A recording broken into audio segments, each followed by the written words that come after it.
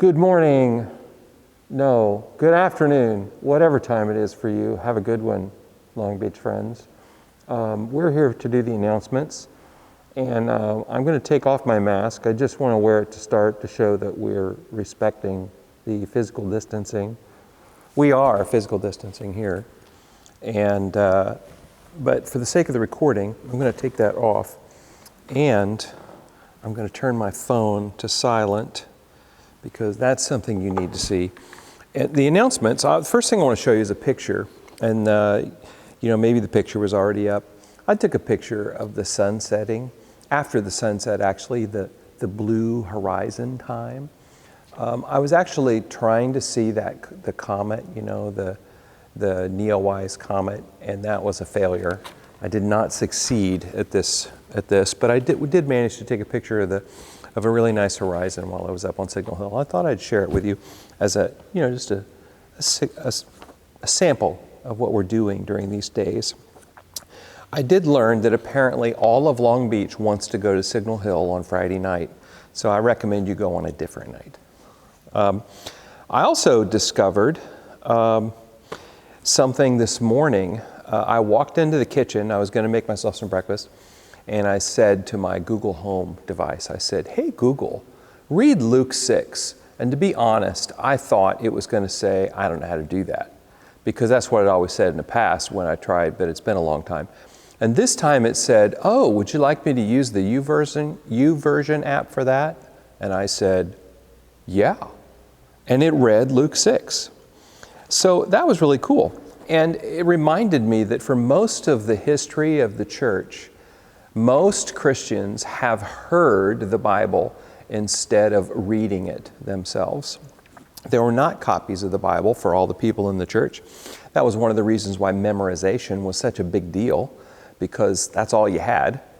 Think of it, back in the day, when we take notes, we don't even use paper anymore. We use our cell phones or sometimes paper, but back in the day when paper was outrageously expensive or not even invented yet, it's amazing. What did people do who wanted to take notes, who wanted to remember things? Memorization was a whole different thing. Well, anyway, I discovered that you can ask your Google Home to read the Bible to you. You should know that. And I highly recommend that you listen to the Bible. I have found listening to the Bible to be a very different experience from reading it, and I want to really recommend it. I also learned that the YouVersion Bible is also available on Amazon Alexa, but I don't have any Alexas, so I couldn't test that. The other thing I learned when I started looking into, who is making YouVersion? There's this church in Oklahoma somewhere. I never did find the city. I assume it's like Oklahoma City or Tulsa or something. Big city. It's a big church called the Life Church. And they actually have a website, life.church. And they have tons of free material. They're going heavy into online things.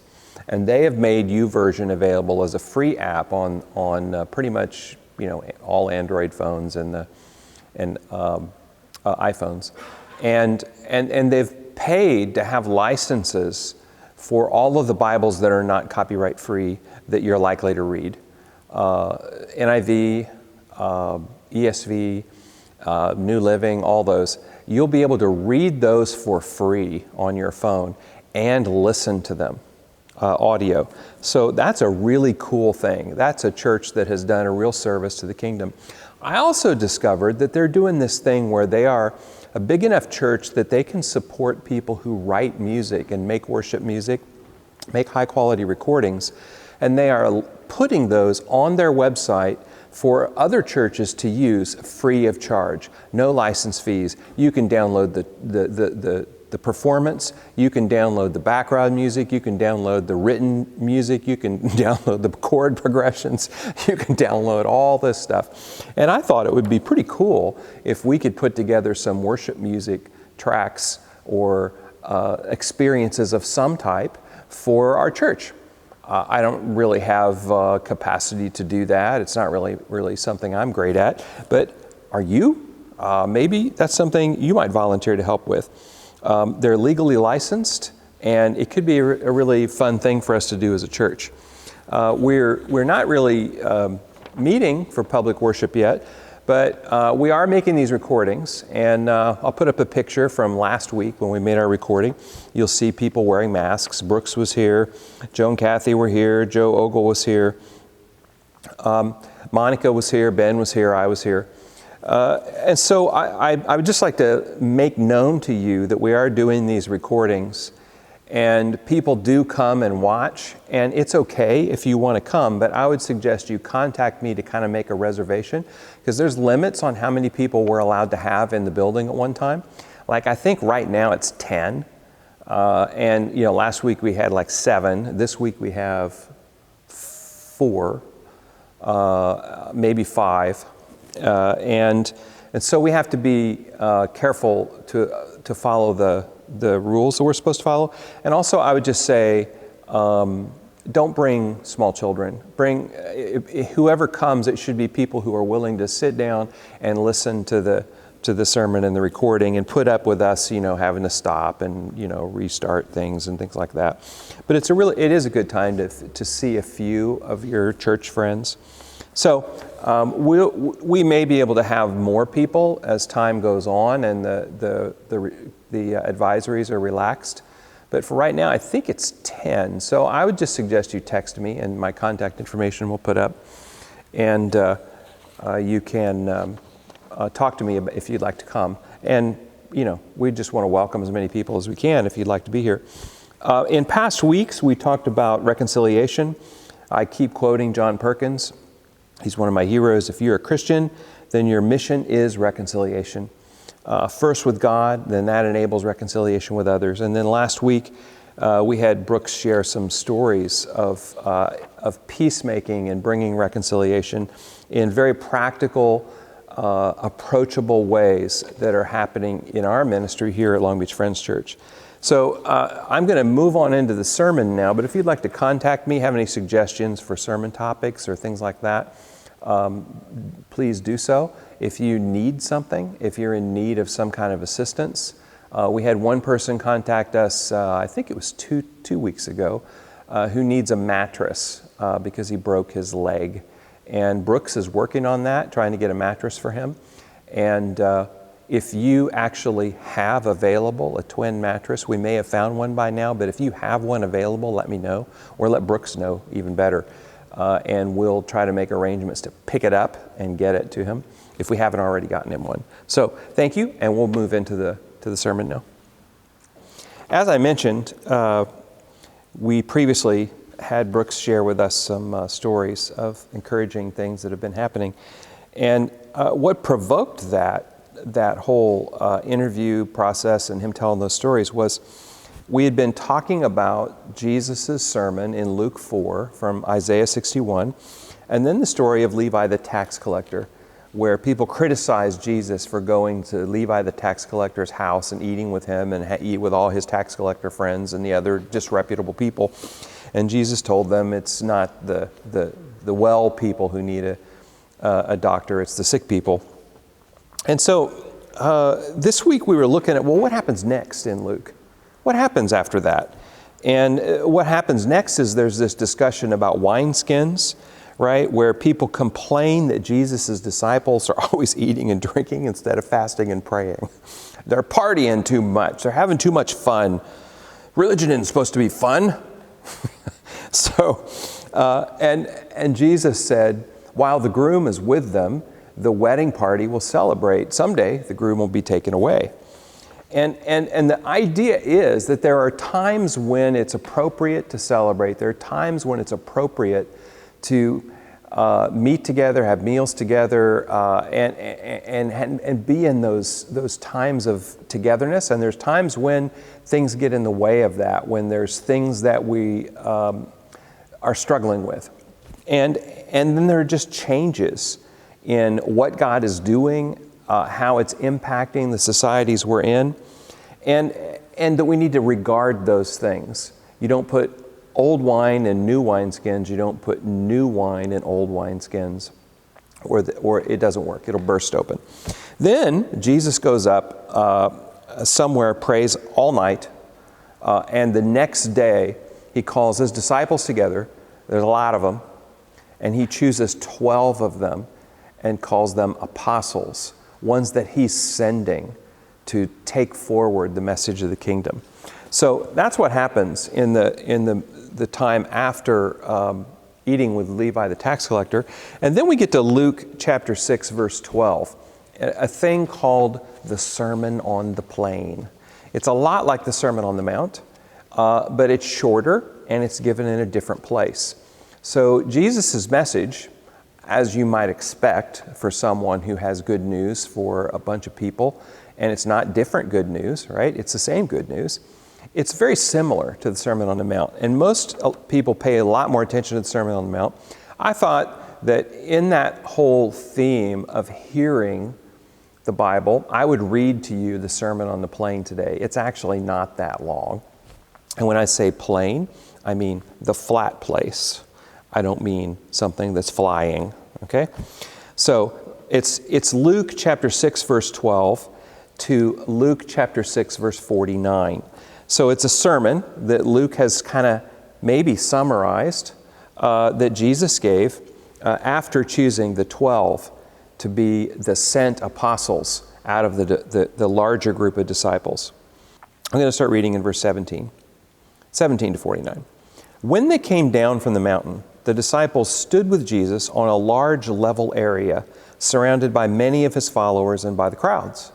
There were people from all over Judea and from Jerusalem and from as far north as the seacoasts of Tyre and Sidon. They had come to hear him, and he be healed of their diseases, and those troubled by evil spirits were healed. Everyone tried to touch him because healing power went out from him, and he healed everyone. So just note the large crowd, people from all over. Probably they're not even all Jews, right? Tyre and Sidon were not Jewish cities. Okay, going on. Then Jesus turned to his disciples and said, God blesses you who are poor, for the kingdom of God is yours. God blesses you who are hungry now, for you will be satisfied. God blesses you who weep now, for in due time you will laugh. What blessings await you when people hate you and exclude you and mock you and curse you as evil because you follow the Son of Man? See, that's what they're doing to him, criticizing him. When that happens, be happy. Yes, leap for joy, for a great reward awaits you in heaven. And remember, their ancestors treated the ancient prophets the same way. What sorrow awaits you who are rich, for you have only your happiness now. What sorrow awaits you who are fat and prosperous now, for a time of awful hunger awaits you. What sorrow awaits you who laugh now, for your laughing will turn to mourning and sorrow. What sorrow awaits you who are praised by the crowds, for their ancestors also praised the false prophets. But to you who are willing to listen, see, that's the distinction. There's people who are protecting what they have right now, and there's people who are willing to listen. To you who are willing to listen, I say, love your enemies. Do good to those who hate you. Bless those who curse you. Pray for those who hurt you. If someone slaps you on one cheek, offer the other cheek also. If someone demands your coat, offer your shirt also. Give to anyone who asks, and when things are taken away from you, don't try to get them back. Do to others as you would like them to do to you. If you love only those who love you, why should you get credit for that? Even sinners love those who love them. And if you do good only to those who do good to you, why should you get any credit? Even sinners do that much. And if you lend money only to those who can repay you, why should you get credit? Even sinners will lend to other sinners for a full return. Love your enemies. Do good to them. Lend to them without expecting to be repaid. Then your reward from heaven will be very great, and you will truly be acting as children of the Most High. For he is kind to those who are unthankful and wicked. You must be compassionate, just as your Father is compassionate. Do not judge others, and you will not be judged. Do not condemn others, or it will come back against you. Forgive others, and you will be forgiven.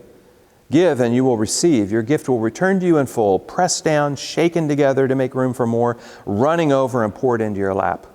The amount you give will determine the amount you get back. Then Jesus gave the following illustration. Can one blind person lead another? Won't they both fall into a ditch?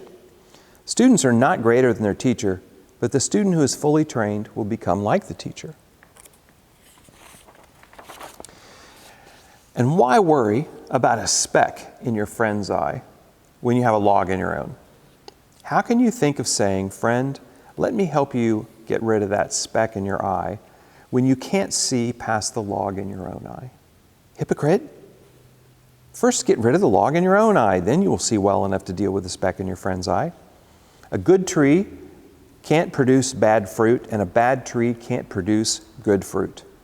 A tree is identified by its fruit. Figs are never gathered from thorn bushes, and grapes are not picked from bramble bushes.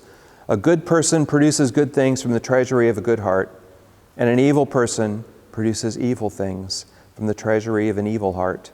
What you say flows from what is in your heart. So, why do you keep calling me Lord, Lord, when you don't do what I say?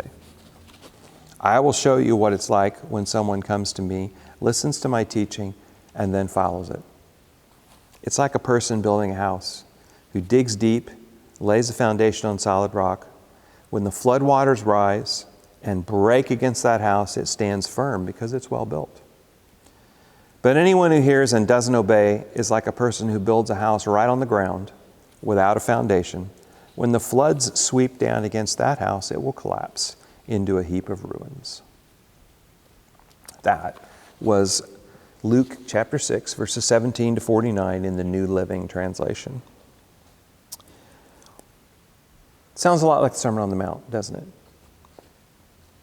I noticed that what happens next in Luke's telling is Jesus goes to a Roman military officer's house. Word comes to him that a Roman officer, a centurion, someone in charge of something like 100 soldiers, maybe like a captain in our military, has a slave who is dying, a well-loved slave. Now, the whole slavery issue, that's a big one. The Roman occupying army, that's another big one. And so Jesus, of the Jewish people who are being pushed down, oppressed by the Romans, taxed, being used to build cities. In fact, that's what Jesus' profession was. He was a construction worker. The Romans were building a big city, Sepphoris, and there was a lot of work for people in Nazareth and surrounding cities, building this big Roman city that they didn't get to live in, that they couldn't live in because they were Jews, and they couldn't live around the Gentiles. This Roman centurion says, "Can you come heal my slave?" Now, there's just so many things to pick at there, to complain about. So many reasons not to go. That the people who come and they bring this message, they say, well, this guy is a friend to the Jewish people. He really treats us well. Yeah, he may be from the occupying army, but it treats us well. You should come and help him out. And Jesus agreed. Another one of those things that those people might have complained about, who were complaining about him healing on the Sabbath and eating and drinking with tax collectors who were collecting the money for the Romans. He goes. He's on the way and he almost gets to the guy's house, and the guy sends word to him and says, you don't even really have to come. If you just say the word, I understand what it's like to be under command. And if you say the word, this sickness will leave. You don't have to come to my house. Now, why is the Roman soldier doing that? Is he just trying to show off his faith? Well, no. He's showing respect for Jesus. Jesus, as a Jewish man, especially a Jewish teacher, he's really not allowed to go to a Gentile's house. He's not allowed to eat with Gentiles. He's not allowed to go into places that are inhabited by Gentiles because those are unclean. But Jesus is going to heal this guy's slave. And the Roman soldier says, you don't have to come here. I'll believe you if you say he's going to get well. Don't trouble yourself by coming to my home. Just say the word from where you are. And that's what happened. Jesus said the word, didn't go the rest of the way, and the man's slave was healed. Like I say, many things we could pick at in that story. A slave? Why didn't he tell him to free the slave? And so on. Jesus is showing exactly what he just preached about to this Roman soldier. He's showing this guy love and compassion, even when there's many things he could complain about. The next thing we read about is a widow's son that he raises from the dead. He says, I tell you, get up, to the dead man. They're carrying him to the tomb, okay? They're in the procession on the way to the tomb. And he says, I tell you, get up, to the dead guy. And he gets up. And the people, what do the people say? They say, God has visited this people today. That's their reaction to Jesus. So you look at that sermon, and you see Jesus putting that into practice. That whole idea of forgiveness, of building reconciliation. His preaching was all about forgiveness and reconciliation, even though he didn't really use those words that much. A Roman officer he's helping. The widow's dead son. The centurion showed respect and kindness to Jesus.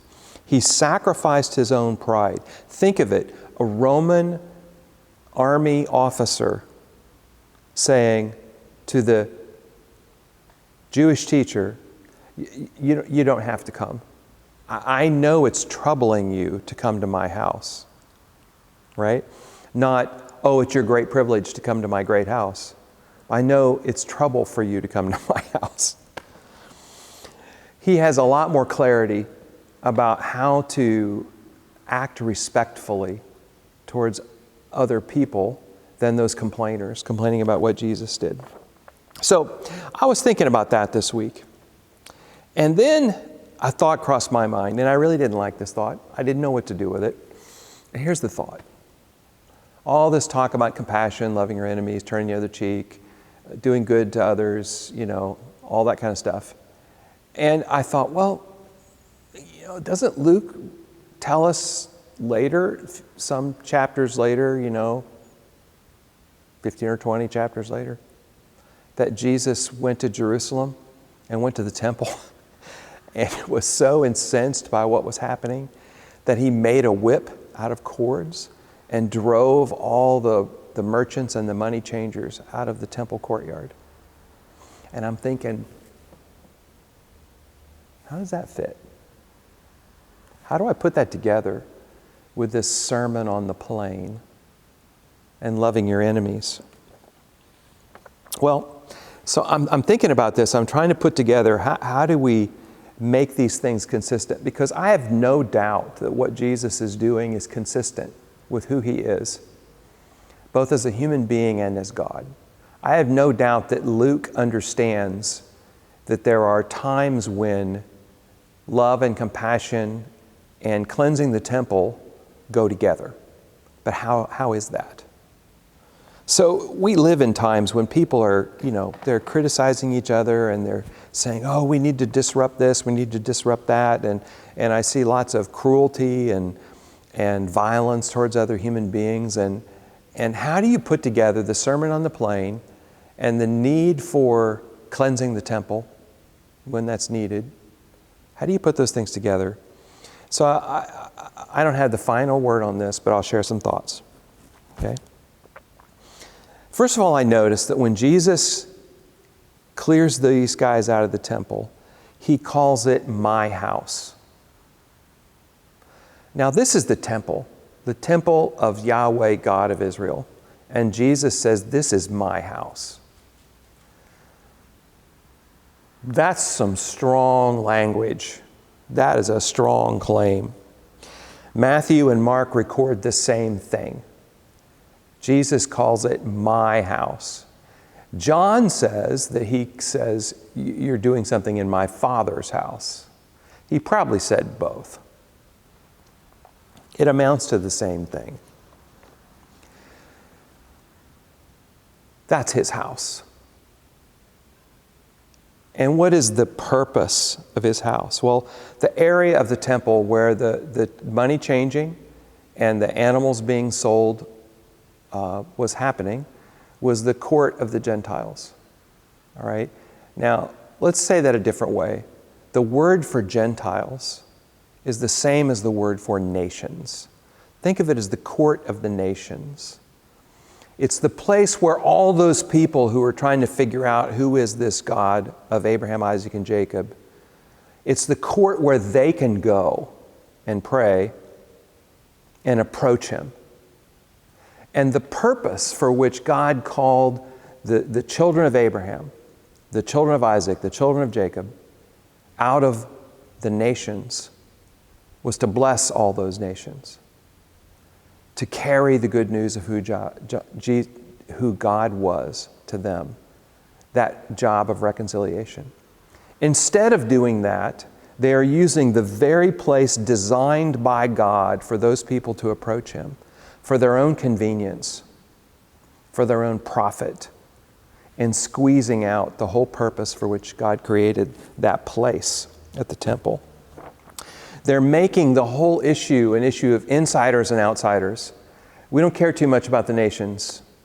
We're going to make it convenient for us insiders, us people of Israel, of the Jews, the chosen people, to come and have it convenient for us to purchase our sacrifices that we weren't able to bring with us because we walked a long way for this sacrifice, this festival, and change their money from the money of the emperor to the money of the temple that they could use to buy those sacrifices, which is another way that the temple leaders were making money, right?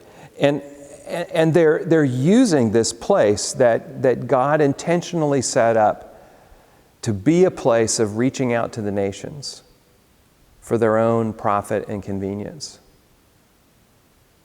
and squeezing out the very people for whom it was created.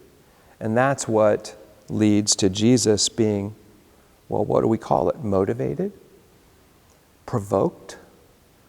Incensed? I don't even know what word to use. I don't know whether to think of it as him making a cold calculation without a lot of emotion, or whether I want to think of it as the emotion raising up in him, the hotness that you feel when you get angry. I don't know.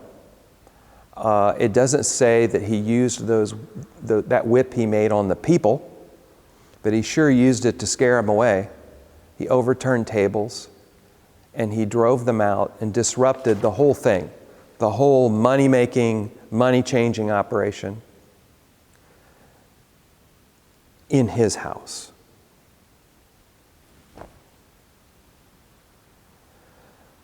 I think the way I'm processing it is, when Jesus was sharp with his words, when he was angry with people, it was people who claimed to be the people of God, who were using that claim as an excuse for their own convenience and their own profit, and using it against other people, even using it to exclude other people, which is exactly the opposite. And so I started thinking through, if that's the case, right, what keeps the nations away from the temple today? If the temple is the people of God, the nations are the people who need to know Jesus. What keeps people away? Number one thing that most people would say is hypocrisy among the people of God. I'd say that's the same as in Jesus' day. Maybe that insider-outsider behavior, the dynamics that come with that, the excuse for injustices, for racism, for arrogance, for entitlement. I was reading in the history of the United States, it used to be early in the history of the colonies that it was illegal to keep a Christian as a slave, because slavery was something you only put on pagans. You couldn't enslave another Christian. And they changed the law. They changed the law and said what you couldn't have was a white person as a slave. Now, on the one hand, what that did was open up the gospel to the non-white slaves. The owners were no longer afraid for them to read the Bible, go to church, and come to know Jesus because they didn't have to stop enslaving them. But just think about the corrupt dynamics that comes from that approach to life and society. And we're paying a price for that today. What else keeps people away from church? People using it for profit, people using it for their own convenience, as the Christian club, excluding other people, using it for my convenience and your oppression. You can't come here. You're not allowed. What else drives people away? The coercion. You must do things the way we as Christians say you must do them. We're not going to allow you to do it any other way than the way we think is right as Christians. Violent opposition is out there. People taking up arms against each other.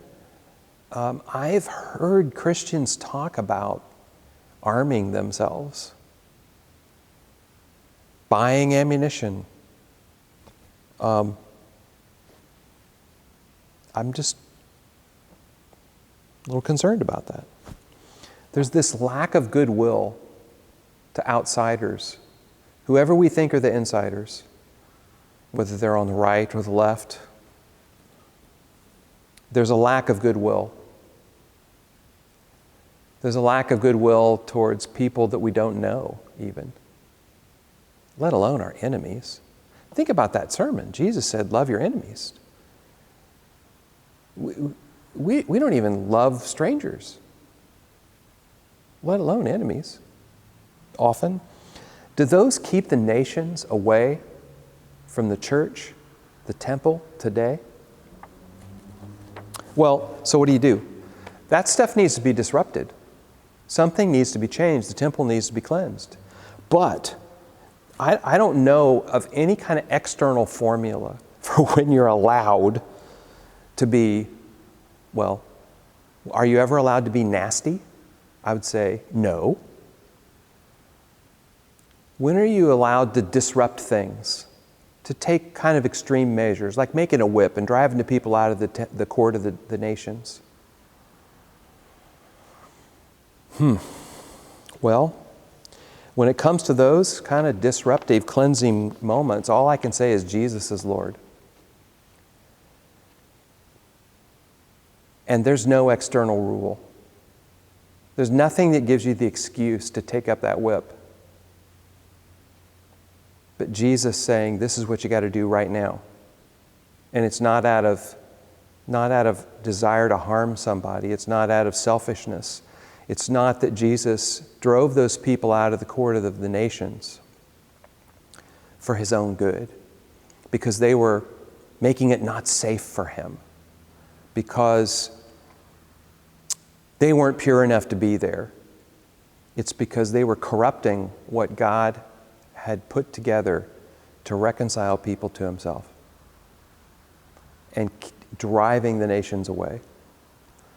What drives the nations away today? That's where disruption needs to happen, but it needs to be consistent with Jesus' ways. And I want to say this: we're relationship driven. We're driven by our relationship with Jesus. We do what he leads us into. We follow where he leads. Why do you call me Lord and do not do what I say? That's how he concluded things. So I want to think about, how am I making people in my own mind into outsiders? And I just said some words that were pretty critical towards some folks who call themselves Christians. Am I making them outsiders in my mind? Am I putting them in a category that allows me to talk bad about them and then somehow not treat them with the same respect that Jesus calls for in that Sermon on the Plain? And I think there's a danger for us there. We need to see the fact that there need to be changes, but also see that the people that need changing are also people that need Jesus. They may claim Jesus now. Well, I do. Is there anything left in me that needs to be changed? If you watched my life 24 hours a day for a week, would you see anything that you'd say, well, maybe that should change? I would think so. I'm not really volunteering to let you watch me 24 hours a day for 7 days a week, right? But just think of that. It's easy to be a critic. And some things we just need to point out are not Jesus' ways. They're not what He's designed us for. They're not the way He's going. And they just need to stop. And yet, there's a need to love our enemies. And I don't think any of those people that Jesus drove out of the temple, He would not welcome among His disciples if they wanted to follow Him. I don't think there's a single human being that He would not welcome to follow Him if they wanted to. Now, how can I say that? How can I know that? Well, remember I told you that just before this, Jesus went up and He prayed all night, and then He chose His 12 disciples? Luke tells us one of them's name was Judas, the one who would betray Him. Luke is telling us at the moment of choosing the 12 to be apostles, He's naming the one who's going to be the betrayer. So the fact that Jesus would include Judas Iscariot among the 12 apostles, well, I think that puts a whole powerful light on the whole story of the wheat and the tares, not pulling up the tares because you might pull up some of the wheat. What was He thinking there? Did He know? I mean, He knew Judas was going to betray Him before He did it. We know that from the record of what happened. Those are the things we need to process. What about the wineskins idea? We're under some extremely different circumstances, and we need some new wineskins to help us be the church in the situation we're living in now. Keeping in mind those priorities that Jesus gives us in that Sermon on the Plain, what does that look like for us as the church? How do we be the church? Not just for the convenience of God's people, the people that we know, the people that we love, the people that we want to see every week. How do we be the church that is Christ's ambassadors, representing Him in the world in these times? Now, I know for some, the break in our normal routine is very welcome. It had become a burden for them to do the things they did to serve the church. And they were willing servants. They even enjoyed it, but it was also a burden. And they're getting a break. And then there's other things that we miss. Even though we've been meeting online, we've been recording things, we're still missing the music that we would normally have had, the worship music, the time of worship together. And I know some people feel that a lot. What are your thoughts? The way that we respond to this, that's a fruit. That shows if we're good trees or bad trees. We need to bear some fruit here. What will our fruit be in these days? I don't have all the answers. You can tell we've done some things differently. We're making these recordings. We're doing Zooms, and people are meeting in their own smaller Zoom meetings, and we're doing things to help people, making masks and feeding people in a different way that are hungry and all those kinds of things. And those are all wonderful, and I've seen that fruit. But let's not be complacent, and let's not be driven by what's convenient in a way that leads to others suffering in oppression. So meditate on this passage. I'd recommend that you listen to it some more. Let those words percolate. I think that's where our foundation needs to be. The cleansing the temple moments are few. The opportunities to love our enemies are many.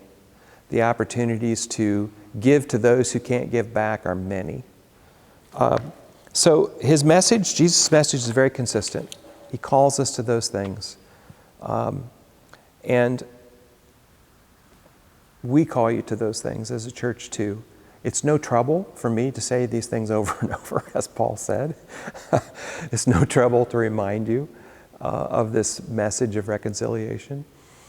We need to be thinking in those terms. So I'll put up my contact information and also the contact information for Susan and Brooks and the office email. Please let us know if there's things we need to discuss with you, or ways that we can be helpful to you. Let's pray together to close. Father in heaven, we pray that we would be the people of reconciliation, the people who represent your ways well, who don't insist on our own good, but reach out to others, doing what's good for others, showing your love in practical ways. And yet also, Lord, make us people who are agents of change, that bring change where it's needed under your lordship. Don't allow us to run ahead of you. Don't allow us to fall behind you. Keep us right with you where you are, doing what you want us to do. We desire to be faithful. We desire for your name to be lifted up and praised, for your kingdom to come, your will to be done right here among us as it is in heaven.